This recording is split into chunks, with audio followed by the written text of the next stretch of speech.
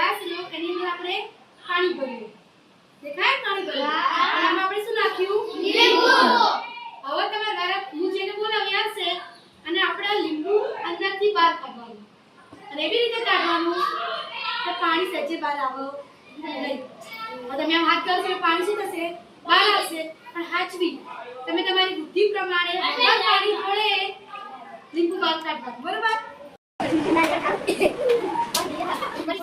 બીજા કામ કરે ના